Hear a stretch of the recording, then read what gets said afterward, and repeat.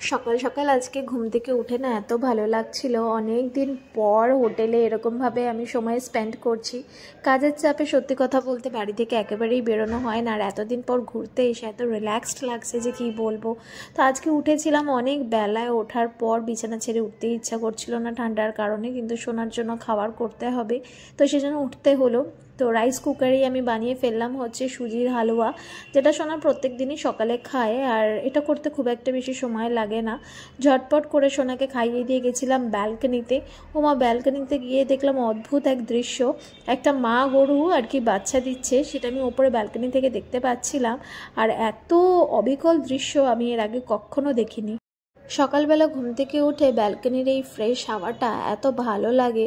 আর সোনা আমার কাছে আজকে কিছুতেই খেতে চাইছিল না, জন্য ওর পাপার কাছে দিয়ে দিলাম যদি একটু খায়। তবে আজকে সকালে না কুয়াশাটা নেই, কালকে আমরা কিন্তু অনেক কুয়াশা পেয়েছিলাম। ব্রেকফাস্টে আজকে খেলাম আলুর পরোটা আর হচ্ছে ঘুগনি, আর তার সাথে আচার। এই আলুর পরোটাটা যেরকম আলুর পরোটা আমরা বাড়িতে বানাই সেরকম নয়, এটা একেবারেই অন্য রকমের আলুর পরোটা ছিল, যেটা খেয়ে একদম পেট ভরে গেছিলো। তারপর একটু আনন্দ করে বেরোলাম সি বিচে কিন্তু অনেক রোদ ছিল, আমাদের একেবারেই ঠান্ডা লাগছিল না। আর সি বিচে মোটামুটি ভালোই লোক ছিল। তো আমরা হেঁটে হেঁটে প্রথমে গেলাম, ভাবলাম আজকে সমুদ্রেতে নামবই। সমুদ্রে যাওয়ার সময় বাড়ির লোকেদের সাথে দেখা হলো, ওরা তখন ফিট ছিল। অ্যাকচুয়ালি ওরা অনেক সকাল সকাল বেরিয়েছিল, ওল্ড দীঘা ঘুরতে গেছিলো। ওল্ড দীঘা ঘুরে নানান রকম এদিক ওদিক ঘুরে ওরা যখন বাড়ি চলে আসছে, মানে হোটেলে চলে আসছে, তখন রাস্তায় দেখা হয়েছিল। তা আমরা তখন চলে যাচ্ছিলাম। আর ওমা, এবার দীঘাতে এসে দেখলাম স্পিড বোট চলছে, প্যারাশুট চলছে, নানান রকমের রাইডস হচ্ছে, কিন্তু আমরা সেগুলো কিছুই করব না, কারণ জলের সাথে আমরা কোনোভাবেই পাঙ্গা নেব না, আমার হাইড্রোফোবিয়া রয়েছে এমনি। তো আমরা এমনি সমুদ্রে নেমে একটুখানি এনজয় করছিলাম, পা ভেজাচ্ছিলাম। আর এতদিন পর সত্যি কথা সমুদ্রে পা ভিজিয়ে দারুণ মজা লাগছিল। তবে সমুদ্রের জল কিন্তু বেশ ঠান্ডা ছিল। সোনাকে আমরা পা ভেজাবো না করে ফাইনালি নামিয়েই দিলাম, আর সোনা এখানে খুব এনজয় করছিল। প্রথম প্রথম ভয় পাচ্ছিল ঠিকই, তারপর ও নিজেই জলের মধ্যে নেমে যাচ্ছিল। অনেকক্ষণ এনজয় করার পর ফাইনালি ওকে একটা বিচ রাইডে নিয়ে গেছিলাম। এখানে আর কি সমুদ্রের ওপর দিয়ে এই গাড়িটা চালায়, যেটা সোনা খুব এনজয় করেছে। আর সত্যি কথা বলতে সোনা যখন কোনো কিছু এনজয় করে তখন আমার থেকে বা ওর পাপার থেকে খুশির ব্যাপার আর কিছুই হয় না। এখন হচ্ছে সন্ধেবেলা এখন কটা বাজে? এখন বাজে হচ্ছে ছটা বাজে, পৌনে সাতটা বাজে। আমরা দুপুর থেকে কিছু খাইনি। অ্যাকচুয়ালি আমরা উঠেছি 11টার সময় উঠে আমরা খেয়েছি হচ্ছে আলুর পরোটা। আর আলুর পরোটাটা এত মোটা ছিল যে তারপর আর কিছু খেতে অ্যাকচুয়ালি ইচ্ছা করছিল না, তো সেই জন্য কিচ্ছু খাইনি। তারপরে এই যে এখানে ঘুমিয়ে পড়েছে হচ্ছে ছেলে। আর আমরা আজকে কোথাও বেরোইনি, বাড়ির সবাই বেরিয়ে গেছে হচ্ছে ঢেউ সাগরে। তো আমার আজকে খুব যাওয়ার ইচ্ছা ছিল, কিন্তু যেহেতু ওর শরীর পারমিট করছে না। আর অ্যাকচুয়ালি আমরা আজকে যে দুপুরবেলা ঘুরতে গেছিলাম, আমাদের কোনো সন্ধ্যের প্ল্যান ছিল না। আমি ভেবেছিলাম হয়তো সি বিচে এখানে বসবে। তো ও ঘুম থেকে উঠে মোটামুটি 8টা সাড়ে 8টা ঘুম থেকে উঠে পড়লে আমরা 1 ঘন্টার জন্য গিয়ে আরামসে ওখানে বসতে পারতাম। কিন্তু ঢেউসাগরের যে প্ল্যানটা হয়েছে সেটা আমি জানতাম না। তো হঠাৎ করে আমরা যখন বাড়ি ফিরছি 4টের সময়, তখন বাবা বললো যে ঢেউসাগর যাওয়া হবে। কিন্তু বাড়িতে এসে স্নান করে আমাদের বাথরুমের গিজারটাতে প্রবলেম করছিল, তো সমস্ত কিছু করে টাইম হয়ে গেছিলো প্রায় 6টা। তো সেই জন্য আমরা আর আজকে রিস্ক নিলাম না। আর প্রত্যেক দিন দুপুরবেলা হচ্ছে যে দিলপ্রীত ঘুমায় খেয়ে দে।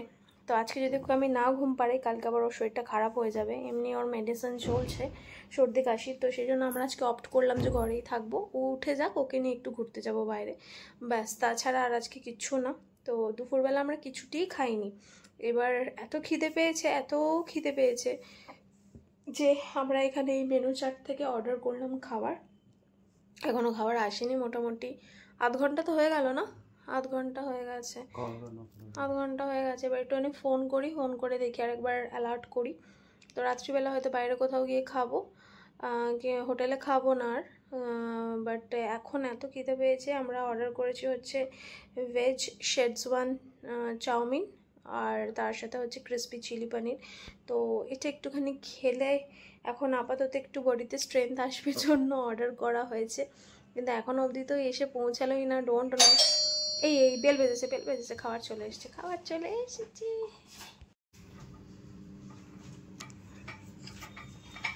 কোথায় রাখবি না জায়গা করতে?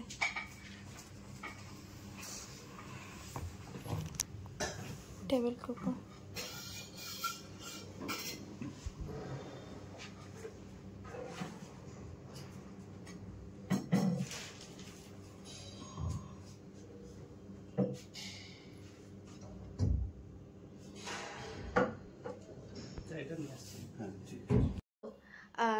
উনি খাবারটা ওখানে দিয়ে গেছে, কিন্তু ওখানে বসে আমি খাবো না, আমি এখন বিছানাতেই বসে খাবো। আমি জানি বিছানায় বসে খাওয়াটা is not a good habit, আমরা বিছানায় বসে খাই না, কিন্তু আজকে আমি এতটাই টায়ার্ড ফিল করছি আর ভীষণ লেজি লাগছে। যখন আমরা ঘুরতে আসি, কোথাও রিল্যাক্স করি না, তখন মনে হয় যে যেখানে বসে আছি সেখানে বসে খাবারটা পেলে ভালো হয়, তো সেরকমই লাগছে। ঠিক আছে, এক আধ দিন চলে, তো সেই জন্য এখানে বসে খাবো। আর যে খাবারটা এসছে সেটা থেকে এত অপূর্ব ঝাঁঝ বেরোচ্ছে যে আমার কাশি পাচ্ছে, মনে হচ্ছে ওই গোলমরিচগুলোর ব্যাপার আছে কিছু একটা, স্টিমের ব্যাপার, বেশি লোভনীয়। আর চা আসবে, চাটা এখনো আসেনি, তো চাটা এলে একটু চাটা খেলে ভালো লাগবে। কারণ সন্ধ্যাবেলা হলেই আমি সবার আগে যেটা করি সেটা হচ্ছে রান্নাঘরে গিয়ে আগে চা বানাই, ভালো করে কড়া করে। কি হলো, এখানে খাবো আমি বসে, আমি এখানেই খাবো, আমি উঠতে পারছি না, প্লিজ মুশকিল।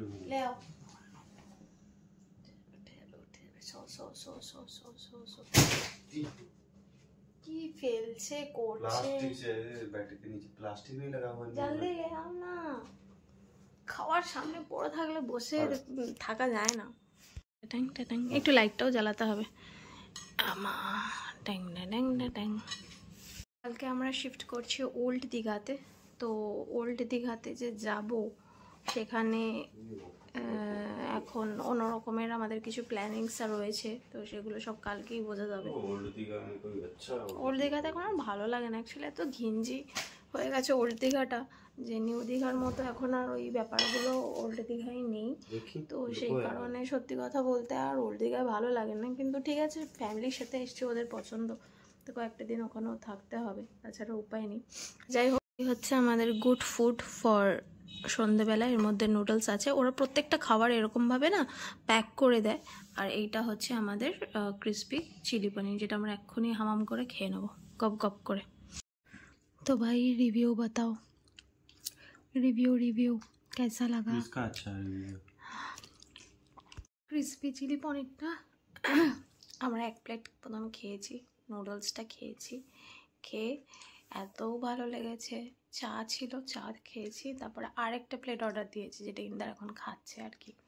তারপরে এইটা আর একটা পনির পকোড়া অর্ডার দিয়েছিলাম, পনির পকোড়ার দামটা একটু কম ছিল, ওটা মোটামুটি ছিল, আমার খুব একটা ভালো লাগেনি, ঠিক আছে। কিন্তু এইটা হচ্ছে জাস্ট লাজবাব, আমার খুব খুব খুব ভালো লেগেছে। তো আমি বাড়িতে বানিয়ে মানে খাওয়ার চেষ্টা করব একবার বাড়িতে গিয়ে, ইফ পসিবল।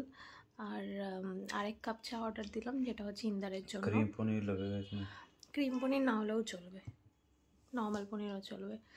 তো সব মিলিয়ে আমার খুব খুব খুব খুবই ভালো লেগেছে পনির রেসিপিটা।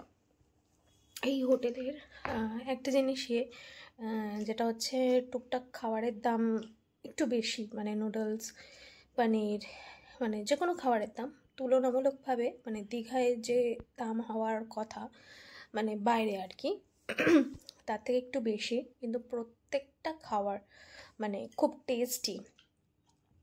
মানে বাইরের খাবার আর এই হোটেলের খাবারের মধ্যে মানে ডিফারেন্সটা ফিল করা যায়। তো খাবার যেহেতু টেস্টি, আর সবথেকে বড় কথা, আমি যখন এটা আবার সেকেন্ড টাইম অর্ডার করলাম, তখন ওনারা বললেন কি যে এটা পাওয়া যাবে না। আমি তখন বললাম কেন, ভালো লেগেছে তাই অর্ডার দিচ্ছি। তো বললো আবার বানিয়ে দিতে হবে। তো ইট মিনস কি একদম মানে ওরা বানিয়ে সাথে সাথে দিয়ে যাচ্ছে গরম গরম। আর আমি যখন এটা খাচ্ছিলামও, কেন কি এটার ওপর কোটিং করা রয়েছে, তো কোটিংটা একদম নরম ছিল যখন আমি খাচ্ছি। যতটা সময় যাচ্ছে কোটিংটা আস্তে আস্তে একটু শক্ত হচ্ছে, মানে একটু ক্রিস্পিটা আসছে ভাবটা। তো যার কারণে আমি আরেকটু ওয়েট করে এটা খেলাম, যে ক্রিস্পি চিলি পনিরে যদি ক্রিস্পিনেসটা না থাকে তাহলে আর খেয়ে কিলাম।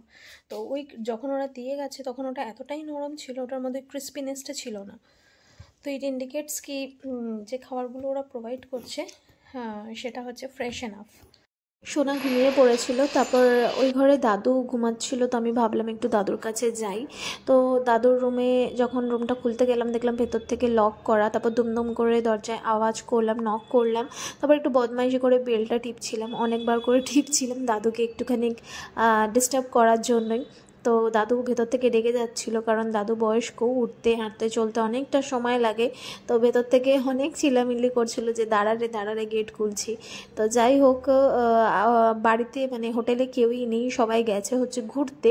আর ওখানে সোনার সাথে সোনার বাবা শুয়ে আছে। তো আমি ভাবলাম যে যাই একটু দাদুর কাছে বসে গল্প করি, কারণ যখন থেকে এসছি তখন থেকে দাদুর ঘরে বসে গল্প করা একেবারেই হয়নি, তো সময় পাইনি আর কি। ওই জন্য ভাবলাম আজকে দাদুর কাছে বসে বেশ কিছুটা সময় কাটাবো। রাতের বেলায় না সোনা ঘুম থেকে উঠতে চাইছিল না, ওকে খানিকটা জোর করে ঘুম থেকে তুললাম, তুলে বললাম চল বাবা সি বিচ থেকে একটুখানি ঘুরে আসি, কারণ এখন যদি সি বিচে না যাই তাহলে আর পরে যাওয়া হবে না, কারণ পরের দিন আমরা ওল্ড দীঘায় চলে যাচ্ছি। তো যেটুকু সময় আমরা এখানে আছি সেটুকু এনজয় করে নিই। তো তারপর লিফটে করে আমরা রেডি সেডি হয়ে চলে গেছিলাম, কিন্তু আজকে এত প্রচণ্ড ঠান্ডা, আর সব থেকে বড় কথা ঠান্ডা হাওয়া দিচ্ছে, বেশ ভালোই ঠান্ডা লাগছে।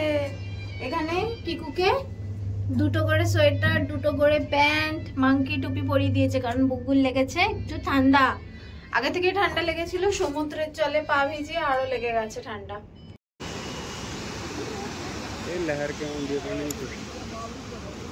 জোয়ার ভাটাকে কারণ हर रोज ज्वार भाटा आणता।